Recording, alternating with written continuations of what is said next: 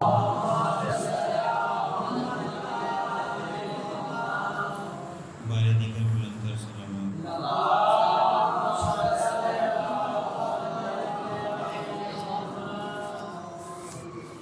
اعوذ باللہ من الشیطان الرجیم بسم اللہ الرحمن الرحیم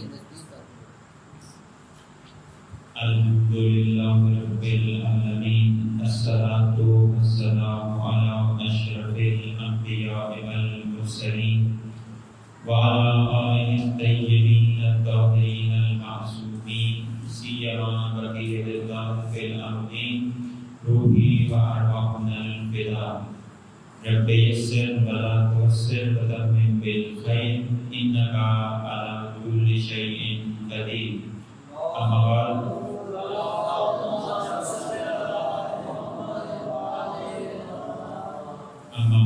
فقد قال الله تبارك وتعالى في كتابه المجيد وقرآنه الحميد وقوله الحق وهو أصدق الصادقين أعوذ بالله من الشيطان الرجيم بسم الله الرحمن الرحيم يوم ندعو كل أناس بإمامهم صلى الله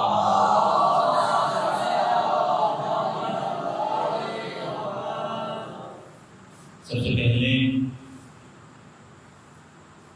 اگر ہم اس کائنات میں نگاہ ڈالیں ظلم زور عام ہے، وہ ادارے وہ افراد کہ جن کا کام اس جہان کے اندر اس کائنات کے اندر امن قائم کرنا تھا، وہ اس کام سے آڑے نظر آتے ہیں۔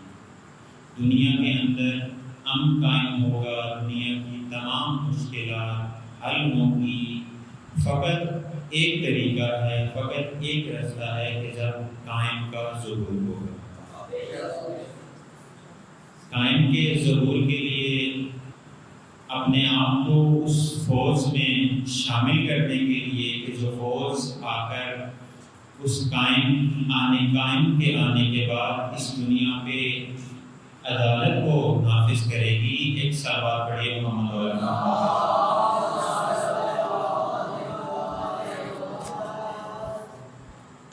سامعین محترم، موالیان حیدر کرار، عزاداران مظلوم کربلا، ماہ محرم، ماہ عزا، ماہ گریہ وزاری، یہ وہ مہینہ کہ جس کے اندر انسان معراج کو پا سکتا ہے، یہ وہ مہینہ جس کے اندر انسان تقوی کی اعلیٰ منازل کو طے کر سکتا ہے، یہ وہ مہینہ جس کے اندر انسان خاک سے خدا تک کا سفر کر سکتا ہے، یہ وہ مہینہ جس کے اندر انسان صدیوں کا سفر مہینوں میں، مہینوں کا سفر ہفتوں میں، اور ہفتوں کا سفر دنوں میں طے کر سکتا ہے۔ لیکن شرط ہے، وہ شرط یہ ہے کہ انسان اس مہینے کے اندر جب اس مہینے کو پائے، اس مہینے کے اندر داخل ہو، اس مہینے کے آداب کو ملحوظ خاطر رکھے۔ اس مہینے کے اندر داخل ہونے کا سب سے پہلا ادب یہ ہے کہ انسان اپنے اوپر سوگ کی حالت کو جاری کرے۔ روایات کے اندر ہے کہ جب بھی ماہ محرم آتا ہے، خداوند متعال ایک فرشتے کو معمول کرتا ہے، ایک فرشتے کی ڈیوٹی لگاتا ہے کہ وہ کردہ کہ جس کے اوپر زخموں کے اتنے نشان ہیں کہ انسان گر نہیں سکتا، روزے عاشورہ، جس لباس کے اوپر لعینوں نے نیزے بھی مارے، جس لباس کے اوپر لعینوں نے تلواروں کو مارا، جس لباس کے اوپر لعینوں نے پتھروں کو مارا، اور جس کو نہ تلوار ملی، نہ پتھر ملے، نہ نیزے ملے، لعینوں نے گرم ریت اس لباس کے اوپر ڈالی۔ خدا ایک فرشتے کو معمور کرتا ہے اور یہ کہتا ہے کہ محرم آنے والا ہے، اس کرتے کو پکڑو اور پوری دنیا میں گھومو، ہر اس جگہ پہ جاؤ جہاں پہ حسین کے اوپر گریہ کرنے والا کوئی ہے۔ یہ جو فضا طاری ہو جاتی ہے، فضا غمگین ہو جاتی ہے، اس عمل کی وجہ سے ہوتی ہے۔ اور روایات کے جملات ہیں کہ جب بھی محرم کا مہینہ آتا تھا امام سید الساجدین غمگین ہو جاتے تھے.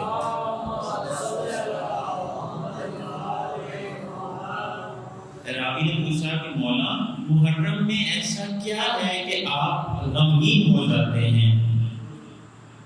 تو مولا نے جواب دیا کہ اس محرم میں دنیا کا وہ ظلم لوگوں نے انجام دیا ہے کہ جس کی قیمت چکانا ناممکن ہے. وہ ظلم اگر ہم اس ظلم کا محاسبہ کریں، اگر ہم اس ظلم کو دیکھیں تو ایک انگلی کے جو انگوٹھی کو لوٹنے کے لیے کاٹی گئی اس کا معاوضہ بھی انسان انجام نہیں دے سکتا. اور جب 10 محرم کا دن آتا تھا تو امام کی آنکھوں سے آنسو جاری ہو جاتے تھے. اس محرم کا پہلا ادب یہ ہے کہ انسان غمگین ہو، کیونکہ اہل بیت کی خوشیاں ہماری خوشیاں ہیں اور اہل بیت کے غم بھی ہمارے غم ہیں. بس جب اہل بیت خوش ہوں تو ہمیں بھی چاہیے کہ ہم بھی خوش ہوں، لیکن جب اہل بیت غمگین ہوں، اہل بیت غم کی حالت میں ہوں تو اہل بیت کا ماننے والا اسی وقت کہلاتا ہے کہ جب اپنے اس امام کی حالت کو دیکھ کر اپنی حالت بھی اسی طرح کر لے. محرم کا تیسرا ادب یہ ہے کہ انسان اپنے آپ کو سیاہوش کرے. محرم کا ایک اور ادب یہ ہے کہ بہت توجہ کیجیے گا اس نقطے کی طرف کہ جس مقصد کے لیے امام مظلوم کربلا نے مدینہ چھوڑا، جس مقصد کے لیے امام نے مکہ کی طرف رخ کیا، جس مقصد کے لیے امام نے حج کو عمرے میں تبدیل کیا، جس مقصد کے لیے امام نے مکہ سے کوفہ کی راہ اختیار کی، جس مقصد کے لیے امام نے کوفہ کا ارادہ ترک کر کے کربلا کو ترجیح دی، اس مقصد کو انسان سمجھے. وہ مقصد کس طرح سے انسان سمجھ سکے گا کہ جب انسان امام کی معرفت حاصل کرے گا، جب انسان امام کے عمل کی معرفت حاصل کرے گا، جب انسان امام کی معرفت حاصل کر کے اس معرفت کو، اس شناخت کو، اس آگاہی کو، اس جانکاری کو اور اس ذہن کے اندر ایک بنی ہوئی تصویر کو متصل کرے گا، کنیکٹ کرے گا، اٹیچ کرے گا، کس کے ساتھ؟ امام کے ساتھ. میں مثال سے واضح کروں کہ یہ اسپیکر چل رہا ہے، اگر میں اس کا یہ بٹن آف کر دوں، بند کر دوں، آواز آنا، بلند آواز آنا ختم ہو جائے گی. کیوں؟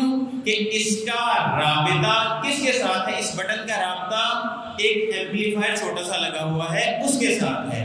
جب یہ بٹن آن ہوگا بلا فاصلہ اس کا رابطہ اس ایمپلیفائر کے ساتھ ہو جائے گا.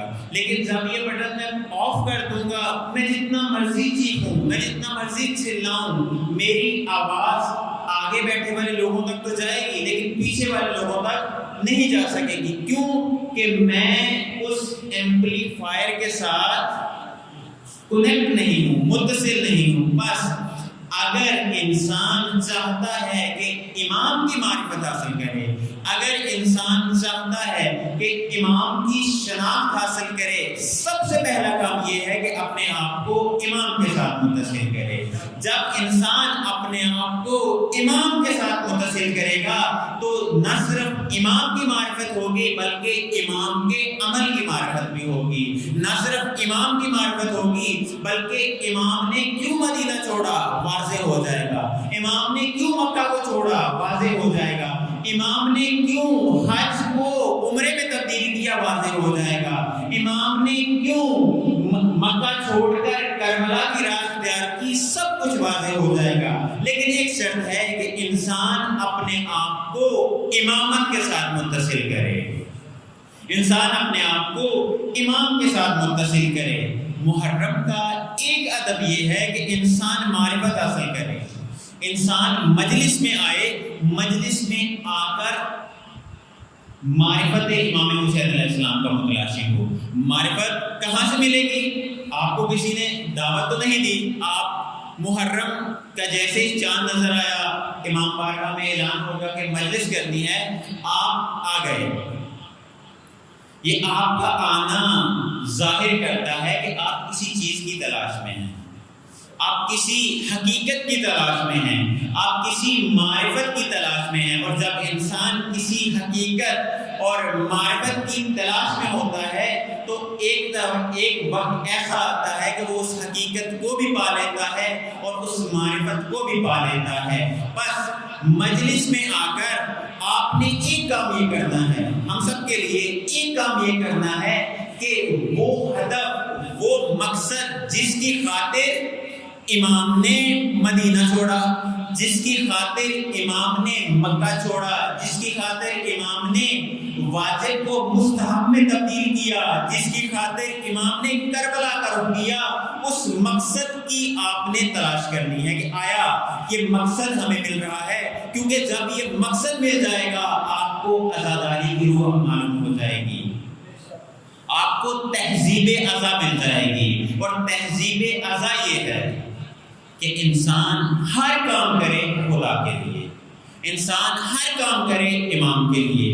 اگر انسان مجلس میں آئے خدا کے لیے، تہذیب عزا یہ ہے کہ انسان مجلس میں آ کر خدا کی خوشنودی کو حاصل کرے، خدا کی خوشنودی کو تلاش کرے، خدا کے نمائندوں کی معرفت کو تلاش کرے۔ یہ حقیقت عزا ہے، یہ تہذیب عزا ہے۔ اور تہذیب عزا ہی ہمیں سکھائے گی کہ معرفت کس طرح سے کرنی ہے، تہذیب عزا ہی سکھائے گی کہ ہم نے کس طرح سے امام کی پیروی کرنی ہے، تہذیب عزا ہمیں سکھائے گی ہم نے عزاداری کس طرح سے کرنی ہے۔ محرم کا ایک ادب یہ ہے کہ انسان عزاداری کو انجام دے۔ آداب بہت سارے ہیں، میں یہیں پر اکتفا کرتا ہوں اور اپنی بات کو اپنے موضوع کی طرف لے کے آتا ہوں کہ محرم کا ایک ہدف یہ ہے کہ عزاداری انجام، انسان سو کی حالت میں ہو اور انسان عزاداری کو انجام دے۔ عزاداری محرم میں ہی کیوں؟ سوال ہے نا، باقی دنوں میں بھی شہادتیں ہیں، انسان ایک دن روز شہادت مجلس بپا کر کے سو کی حالت میں رہ کر نکل آتا ہے، لیکن محرم میں 10 دن ہی کیوں؟ پھر پورا محرم کیوں؟ پورا سفر کیوں؟ 9 ربیع الاول تک کیوں؟ اس کا ہدف کیا ہے؟ اس کا مقصد کیا ہے؟ اس لیے کہ ہمیں امام کی شناخت ہو اور امامت کی شناخت ہو۔ سب سے پہلا عزاداری کا ہدف یہ ہے کہ انسان حرمتوں کی پاسداری کرے۔ آپ نے یہ قول امام مظلوم کربلا کا سنا ہوگا، حل من ناصر ینصرنا، حل من ذاب یذوب عن حرم رسول اللہ۔ کوئی ہے جو مجھ غریب کی مدد کرے، کوئی ہے جو حل من ذاب یذوب عن حرم رسول اللہ، رسول کی حرمت کو پائمال ہونے سے بچائے۔ سب سے پہلے جس شخص نے رسول کی حرمت کی پاسداری کی، نہ صرف اپنے کلام سے بلکہ اپنے عمل سے، وہ علی ابن ابی طالب ہے۔ علی ابن ابی طالب، بات یاد آ گئی تو کہتا چلو، دیکھیے علی ابن ابی طالب کا ذکر عبادت ہے، علی ابن ابی طالب کا نام لینا عبادت ہے، علی ابن ابی طالب کا نام لکھنا عبادت ہے۔ قرآن کو اگر ہم پڑھیں ثواب ملتا ہے، قرآن کو دیکھنے سے ثواب ملتا ہے، قرآن کو یاد کرنے سے ثواب ملتا ہے، قرآن کا ذکر سن لینے سے ثواب ملتا ہے۔ جس طرح سے قرآن پاک ہے اس طرح سے علی پاک ہے، جس طرح سے قرآن نجیب ہے اس طرح سے علی نجیب ہے۔ اگر قرآن میں تقوی کا تذکرہ، علی امام المتقین، اگر قرآن میں ولیوں کا تذکرہ، علی امیر المومنین، اگر قرآن میں مومنوں کی بات، علی امیر المومنین، اگر قرآن میں ایمان کی بات، علی کل ایمان، اگر قرآن میں عدالت کی بات، علی امام عادل، اگر قرآن پاک ہے علی بھی پاک ہے، جتنا قرآن طاہر اتنا علی طاہر۔ قرآن کو مجسم کیا جائے علی ابن ابی طالب بنتا ہے، اور علی ابن ابی طالب کو کتابی شکل دی جائے تو قرآن بنتا ہے۔ لیکن فرق ہے، قرآن لیے جسم کی طہارت کی ضرورت ہے، اور علی کی محبت دل میں رکھنے کے لیے خون کی طہارت کی ضرورت ہے۔ علی کی محبت دل میں رکھنے کے لیے خون کی طہارت کی ضرورت ہے۔ قرآن کی ایک آیا ہے قد افلح المؤمنون، تو جو ہے نا 18واں پارہ جہاں سے آغاز ہوتا ہے، خداوند متعال ارشاد فرماتا ہے قد افلح المؤمنون، بے تحقیق بے شک مومن کامیاب ہیں، فلاح پانے والے ہیں۔ قرآن نے اس کے آگے کچھ چیزیں لکھی ہیں، کچھ صفات بیان کی ہیں کہ مومن فلاح، کون سا مومن فلاح پائے گا، کون سا مومن فلاح پائے گا اگر یہ عمل کر لے، اگر یہ عمل کر لے، اگر یہ عمل کر لے۔ لیکن آئے ہم علی کی بارگاہ میں چلتے ہیں۔ یا علی آپ بتائیے آپ کب فلاح یافتہ ہیں، آپ نے کب فلاح پائی؟ ایک ہے مومن کی فلاح، ایک ہے امیر المومنین کی فلاح۔ ایک ہے مومن کی کامیابی، ایک ہے امیر المومنین کی کامیابی، ایک ہے متقی کی کامیابی، ایک ہے امام المتقین کی کامیابی۔ ایک وہ شخص کے جو قرآن کو پڑھتا ہے، قرآن کو اپنے پاس رکھتا ہے، اس کی کامیابی ہے، اور ایک وہ شخص کے جو کل قرآن ہے اس کی کامیابی ہے۔ آئیں علی سے پوچھیں یا علی آپ کب کامیاب ہوئے؟ رسول کو ارشاد ہوا اے رسول اپنے قریبیوں کو دعوت دو، ڈراؤ۔ انذر انذار سے ہے یعنی ڈرانا۔ رسول نذیر بھی ہیں، بشیر بھی ہیں، ڈرانے والے بھی ہیں، خوشخبری دینے والے بھی ہیں۔ تو خداوند متعال نے، یہ مکہ کا واقعہ ہے کہ جب رسول کو رسالت کا عہدہ ملا تو خدا نے یہ کہا کہ یا رسول اللہ، اے رسول اب لوگوں کو کیا کرو، ڈراؤ۔ آغاز کہاں سے کرو؟ اپنے قریبیوں سے۔ توجہ کیجیے گا، اپنے قریبیوں سے کیا کرو، اس کا آغاز کرو۔ آیت نازل ہوئی اے رسول ڈراؤ کن کو؟ اپنے قریبیوں کو۔ رسول نے کیا کیا؟ اپنے چچا علی بن ابی طالب کو کہا کہ خدا کی طرف سے یہ حکم آیا ہے تو مجھے اب یہ انجام دینا ہے۔ جناب ابو طالب نے کیا کیا؟ دعوت دی۔ تمام اس وقت کے قریش کے لوگوں کو دعوت دی کہ آؤ آپ تمام سرداروں سے ہم نے ایک بات کرنی ہے۔ دعوت رکھ دی، کھانا تیار ہو گیا۔ کیا ہوا؟ جب سارے آ گئے، سب نے کھانا کھایا، چلے گئے۔ دوسرے دن پھر دعوت دی، تیسرے دن پھر دعوت دی۔ جب تیسرے دن کھانا کھانے کے بعد جب جانے لگے تو جناب ابو طالب نے کہا کہ آج میں تمہیں ایسے نہیں جانے دوں گا۔ آج جس مقصد کے لیے یہ 3 دن تم نے کھانا کھایا ہے، جس مقصد کے لیے دعوت رکھی ہے، آج وہ مقصد پورا ہوگا تو تب تمہیں جانے دوں گا۔ تو اس وقت جناب ابو طالب نے رسول پاک کو فرمایا کہ اے محمد آپ نے جو بیان کرنا ہے کیجیے۔ رسول پاک نے اس وقت کھڑے ہو کے یہ کہا کہ میں تمہارے لیے ایک ایسا نسخہ لے کے آیا ہوں، اگر تم اس کے اوپر عمل پیرا ہوگے تو تم دنیا میں بھی کامیاب ہو، تم آخرت میں بھی کامیاب ہو، اور جو شخص اس کام میں میرا مددگار ہوگا وہ میرا وسیع، میرا خلیفہ، میرا جانشین ہوگا۔ اس وقت علی ابن ابی طالب نے کھڑے ہو کر کیا کہا؟ یا رسول اللہ اگرچہ میری عمر کم ہے، اگرچہ میری پنڈلیاں کمزور ہیں، لیکن میں آپ سے وعدہ کرتا ہوں کہ جب تک میری سانس میں سانس ہے میں آپ کا اس کام میں ساتھ دوں گا۔ لیکن علی نے یہ نہیں کہا کہ میں کامیاب ہو گیا۔ شب ہجرت ومن الناس من یشری نفسہ ابتغاء مرضات اللہ واللہ رؤوف بالعباد، علی کی شان میں آیت نازل ہوئی۔ علی رسول کی جگہ پر سوئے، لیکن علی نے یہ نہیں کہا کہ میں کامیاب ہو گیا۔ مدینہ کے اندر رسول خدا نے پہلا کام کیا، مواقعات مدینہ، ہر انصاری کو، ہر مہاجر کا بھائی بنایا۔ لیکن علی کو، چونکہ علی مہاجر ہیں، رسول بھی مہاجر ہیں، رسول نے گوارا نہ کیا کہ علی کو کسی اور کا بھائی بناؤ۔ رسول نے علی کو اپنا بھائی بنایا۔ یا علی انت اخی فی الدنیا والآخرہ، اے علی تو اس دنیا میں بھی میرا بھائی ہے، آخرت میں بھی میرا بھائی ہے. علی نے یہ نہیں کہا میں کامیاب ہو گیا. غزوہ خندق علی نے جب وہ ضرب لگائی تو رسول پاک نے کیا کہا؟ آج کل کا کل ایمان کل کے کل کفر کے مقابلے میں ہے. علی نے تب بھی نہیں کہا میں کامیاب ہو گیا. توجہ سے رسول پاک نے اپنی بیٹی کا ہاتھ علی کے ہاتھ میں دیا. علی نے نہیں کہا میں کامیاب ہو گیا. علی کو خداوند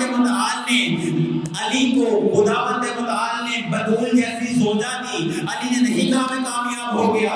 بتول جیسی زوجہ کو جنت کی خواتین کا سردار بنایا. علی نے نہیں کہا میں کامیاب ہو گیا.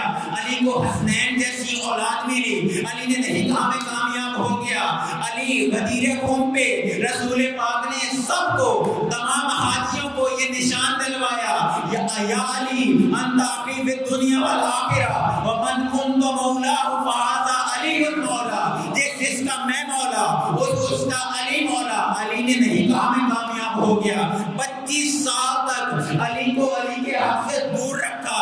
25 سال کے بعد علی کو علی کا حق ملا. علی نے نہیں کہا میں کامیاب ہو گیا. مالک اشتر جیسا صحابی ملا. مالک اشتر جیسا سپر سالار ملا. علی نے نہیں کہا میں کامیاب ہو گیا. عمار یاسر جیسا صحابی ملا.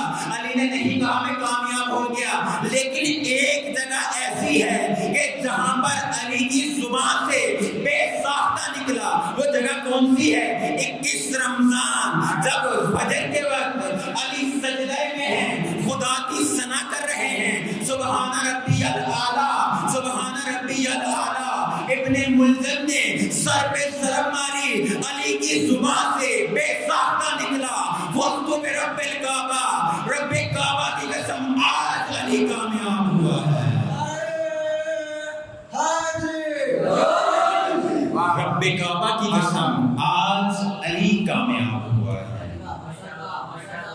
بس علی کی کامیابی خدا کی اطاعت میں ہے. علی کی کامیابی خدا کی بندگی میں ہے. علی کی کامیابی خدا کی اطاعت و بندگی میں ہے.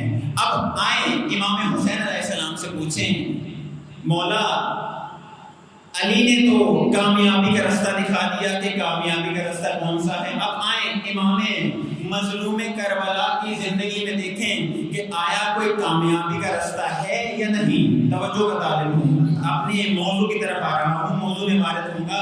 تو امام مظلوم کربلا کے اندر ایک خطبہ ملتا ہے جس میں امام مظلوم کربلا فرما رہے ہیں, ابن الدائی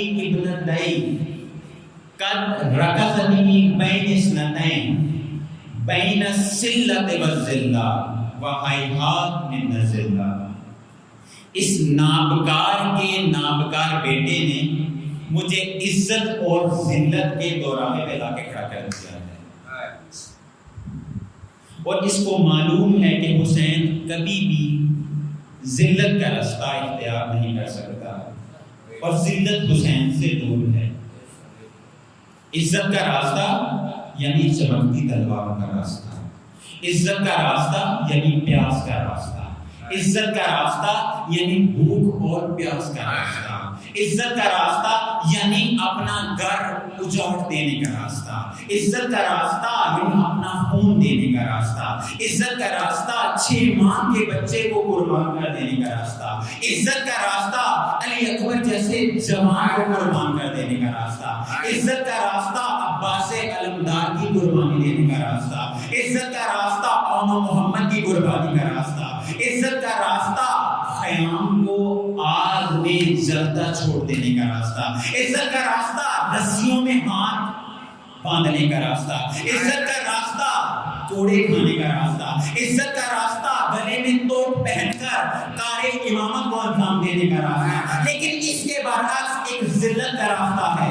امام مظلوم کربلا کیا کہتے ہیں کہ اگر میں یزید کی یا یزید جیسے کی بیعت کر لوں, میرا شیرخوار بھی بھوکا نہیں رہے گا, میرے اوپر پانی کی بند نہیں ہوگا, میری ماں بہنوں کی چادروں کو بھی کوئی نہیں لوٹے گا, علی اکبر کو بھی کچھ نہیں ہوگا, علی اصغر کو بھی کچھ نہیں ہوگا, عباس علمدار کے بازو بھی نہیں کٹیں گے, لیکن یہ سب کچھ ذلت کے سائے میں ہوگا. اور حسین یہ اعلان کر رہا ہے کہ اگر دین خدا تجھے میری ضرورت ضرورت ہے میں حاضر ہوں، علی اکبر کی ضرورت ہے علی اکبر حاضر ہے، علی اصغر کی ضرورت ہے علی اصغر حاضر ہے، اگر زینب و ام کلثوم کی چادر کی ضرورت ہے زینب و ام کلثوم کی چادر حاضر ہے، لیکن ایک شرط ہے حسین کبھی بھی ذلت کی زندگی نہیں جی سکتا۔ حسین یہ گوارا تو کر سکتا ہے، اپنا سر کٹوا سکتا ہے، لیکن ایک لہجہ یزید کی بیعت میں نہیں رہ سکتا، ایک لہجہ بھی یزید کی بیعت میں نہیں رہ سکتا۔ یہ کہاں سے معلوم ہوگا؟ یہ درس عزاداری ہے، یہ وہ مقام ہے کہ جہاں پہ آپ کو وہ تمام عزت کے رستوں کی رہنمائی ہوگی، یہ وہ مقام ہے، یہ وہ جگہ ہے، یہ وہ منبر ہے کہ جہاں پہ آپ عزت کا درس لیں گے، چونکہ حسین عزت کا امام ہے، حسین ان لوگوں کا امام ہے جو عزت دار ہیں، حسین ان لوگوں کا امام ہے کہ جو اپنی ناموس کی حفاظت کرتے ہیں، حسین ان لوگوں کا امام ہے کہ جو خدا کی خاطر اپنے آپ کو قربان کرتے ہیں، حسین ان لوگوں کا امام ہے کہ جنہوں نے حسین ان لوگوں کا امام ہے کہ چراغ بجھ گئے، جنت کی بشارت مل گئی، پھر بھی جب چراغ جلا تو وہی طلاق تھی، اور کیا فرما رہے تھے؟ اے حسین تجھے چھوڑ کے کہاں جائیں، اے حسین تجھے چھوڑ کے آج چلے گئے، قیامت والے دن فاطمہ زہرا کو کیا جواب دیں گے؟ اے حسین تجھے چھوڑ دیا تو رسول خدا کو کیا جواب دیں گے؟ یہ وہ جگہ ہے، یہ وہ مقام ہے کہ جہاں پہ درس عزت ملتا ہے، یہ وہ مقام ہے جہاں پہ انسان حسینی بنتا ہے، یہ وہ مقام ہے جہاں پہ انسان اپنے اندر حسینی اقدار کو داخل کر کے ان کو اپنی زندگی میں نافذ کرتا ہے، یہ وہ جگہ ہے۔ اور جب انسان حسینی اقدار کو، حسینی اہداف کو، حسینی اخلاق کو، حسینی عقائد کو، حسینی احکام کو اپنی زندگی میں لاگو کر لے، اسی شخص کے لیے امام نے فرمایا ہے مثلی لا یبائی مثلے، مجھ جیسا اس جیسے کی بیعت نہیں کر سکتا، یعنی اگر اس کے دور میں کوئی یزید یا یزید جیسا کوئی شخص آ جائے تو وہ حسین کی سیرت میں عمل پیرا ہو کر اس کے مقابلے میں کھڑا ہوتا ہے، کیونکہ حسین حق ہے، یزید باطل ہے، اور ہمیشہ حق ہی باطل کے اوپر مغلوب ہوا ہے، ہمیشہ حق ہی باطل کے اوپر غالب آیا ہے، یہ کبھی نہیں ہوا کہ باطل حق کے اوپر آ جائے، وہ حق نہیں جو باطل سے مغلوب ہو جائے، جو باطل سے شکست کھا جائے، ہمیشہ حق فلاح یافتہ ہے۔ اسی لیے خداوند نے فرمایا قد افلح المؤمنون، بے شک مومن فلاح یافتہ ہیں۔ کیوں نہ فلاح یافتہ ہوں گے؟ جن کا امام امیر المومنین ہو، جن کا امام المتقین ہو، جن کا امام عادل ہو، وہ فلاح یافتہ ہیں۔ اور سامعین محترم، بس مختصر کر رہا ہوں، ذکر مصائب کی طرف آ گیا ہوں کہ دیکھیے اس ماہ محرم کی جس طرح میں نے آداب عرض کیے کہ ان میں سے ایک ہدف یہ ہے، ایک ادب یہ ہے کہ انسان اس ہدف کو تلاش کرے کہ جس کی خاطر امام نے مدینہ چھوڑا۔ امام کے کلام میں یہ موجود ہے۔ امام نے ایک وصیت لکھی جب مدینہ چھوڑنے لگے اپنے بھائی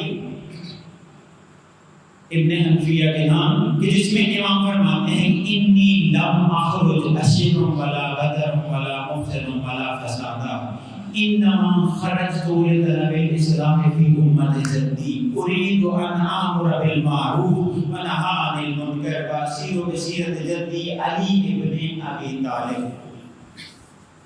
اس کا ترجمہ کروں گا، اس کی تشریح میں کل انشاءاللہ آسان الفاظ میں بیان کروں گا کہ امام اس میں کیا کہنا چاہ رہے ہیں۔ امام فرما رہے ہیں کہ میں نکل رہا ہوں اپنے ارادے اور اختیار کے ساتھ، لم اخرج، میں اس لیے نہیں نکل رہا، ظلم کے لیے نہیں نکل رہا، میں فساد کے لیے نہیں نکل رہا، میں دہشت گردی کے لیے نہیں نکل رہا، میں کس لیے نکل رہا ہوں؟ اس لیے کہ امر بالمعروف و نہی عن المنکر کرو، یعنی اچھائی کا حکم دوں اور برائی سے روک دوں۔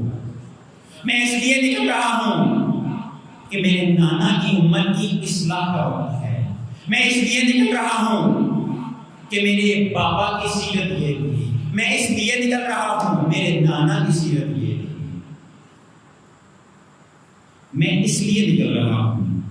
محرم کا ہدف، عزاداری کا ہدف، ماتمداری کا ہدف، مجلس میں آ کے ذکر سن لینے کا ہدف یہ انسان کا ہو کہ اس ہدف کو انسان دنبال کرے، اس ہدف کی تلاش میں ہو کہ جو ہدف امام مظلوم کربلا کا ہے، چونکہ ہم امام کا ذکر کرنے کے لیے یہاں پہ آئے ہیں۔ دیکھیے ایک نقطہ یاد آ گیا، کہتا چلوں کہ جب ایک انسان کی موت ہوتی ہے یا انسان سو جائے، اس کو جگانے کے لیے پانی کی چھینٹوں کی ضرورت ہوتی ہے۔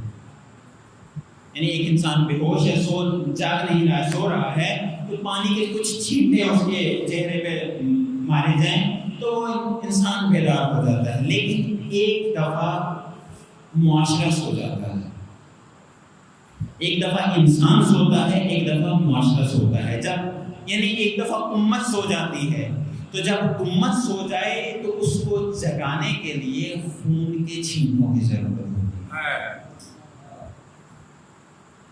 امام مظلوم کربلا نے کیا دیکھا؟ میرے نانا کا دین پائمان ہو رہا، میرے نانا کی شریعت پائمان ہو رہی ہے، میرے نانا کے دین کو تبدیل کیا جا رہا ہے اور لوگ خاموش ہیں۔ تو جب لوگ خاموش ہوں تو اس وقت امت کا امام بلند ہوتا ہے، لوگوں کو بیدار کرتا ہے، پانی کے چھینٹوں نہیں بلکہ اپنے خون کے چھینٹوں سے۔ جب امت کا امام خروج کرتا ہے، امت کا امام نکلتا ہے، تو پھر وہ اکیلا نہیں نکلتا، اپنے گھر والوں کو ساتھ لے کر نکلتا ہے۔ کہ میں بیان کروں گا کہ کیوں امام نے جوانوں کو نہیں لیا بلکہ اپنے گھر والوں کو لیا اور کربلا کی راہ۔ جب امتیں سو جائیں تو پھر امتوں کا امام نکلتا ہے، اپنی خون کے ذریعے سے اس امت کو بیدار کرتا ہے۔ صلوات پڑھے محمد وآل محمد۔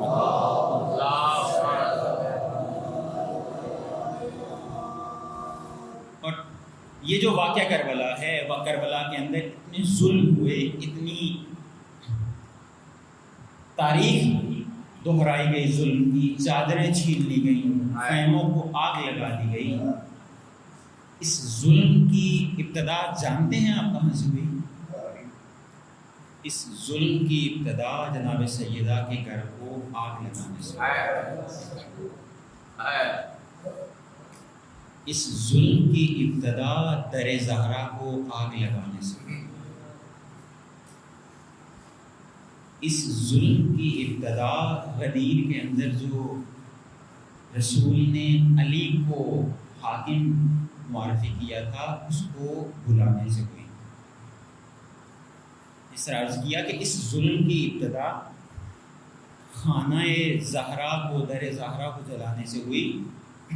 ایک عربی کے لکھنے والے ہیں، انہوں نے کتاب لکھی ہے العجب ثم العجب، یعنی عجیب و غریب واقعات، عجیب و غریب واقعات۔ اس میں ایک جگہ پہ آ کے لکھتا ہے کہ بہت ہی تعجب کی بات ہے، وہ رسول کہ جس کے پسینے کو، جس کے وضو کے پانی کو امت زمین پہ نہیں گرنے دیتی تھی، ایک دن ایسا بھی آتا ہے کہ وہی امت اسی رسول کی بیٹی کے گھر پہ آتی ہے اور اس کی بیٹی کے گھر کے دروازے کو آگ لگا دیتی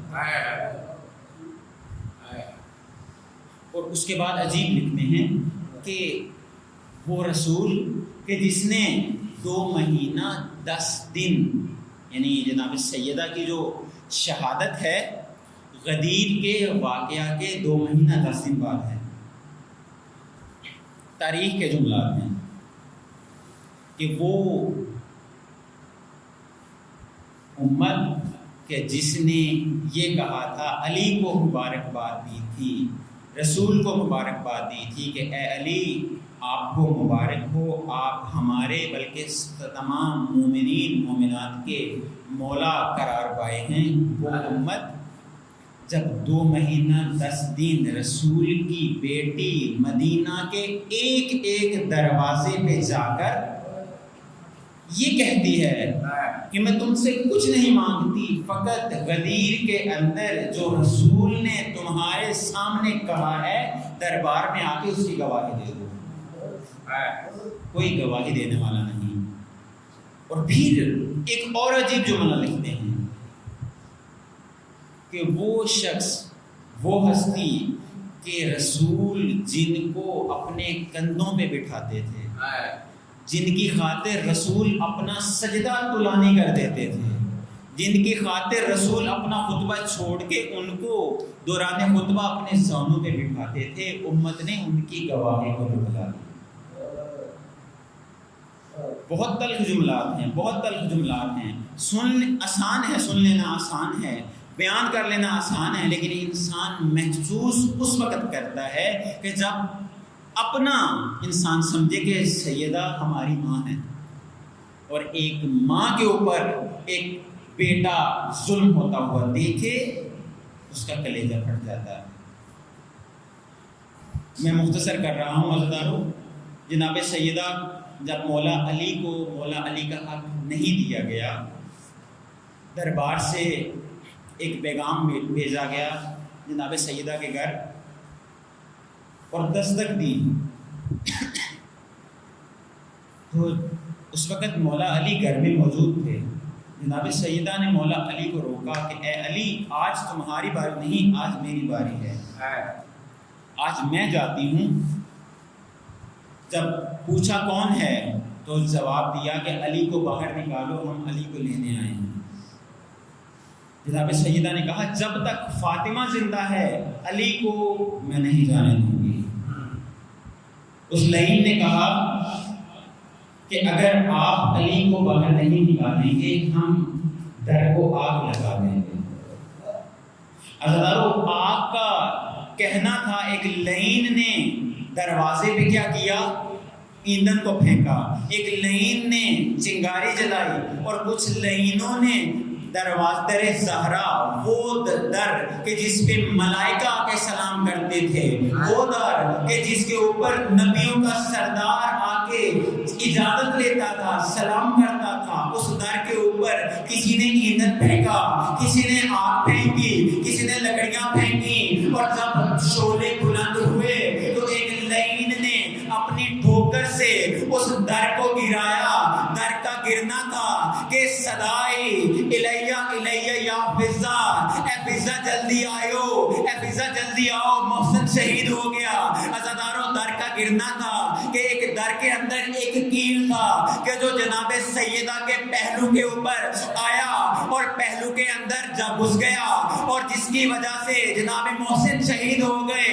عزاداروں، جب جناب فاطمہ زہرا سلام اللہ علیہا نے فضا کو بلایا تو کیا کہا؟ اے فضا، علی کو خبر نہ ہونے پائے کہ فاطمہ زخمی ہو گئی ہے۔ عزاداروں، لعینوں نے جب ٹھوکر ماری تو وہ در کہ جو جس در پہ ملائکہ کے سلام کرتے تھے، جس در پہ رسول خدا کے سلام کرتے تھے، لوگوں نے اس در کو کچلا اور علی کو پکڑا، اور علی کو جب باہر لے کے جانے لگے تو جناب فاطمہ کا ہاتھ علی کے گریبان میں آیا، علی کے پہلو میں آیا، اور کیا کہا؟ جب تک فاطمہ زندہ ہے علی کو نہیں جانے دے گی، جب تک فاطمہ زندہ ہے علی کو نہیں جانے دے گی۔ عزاداروں، مختصر کر رہا ہوں، ایک لعین کے ہاتھ میں ایک تازیانہ تھا، اس نے تازیانے کو نکالا اور فضا میں لہرایا اور جناب فاطمہ زہرا سلام اللہ علیہا کے ہاتھ پہ مارا، تو جناب فاطمہ زہرا سلام اللہ علیہا کی کیا صدا آئی؟ اے علی، اب میری ہمت جواب دے گئی، اب اس کے بعد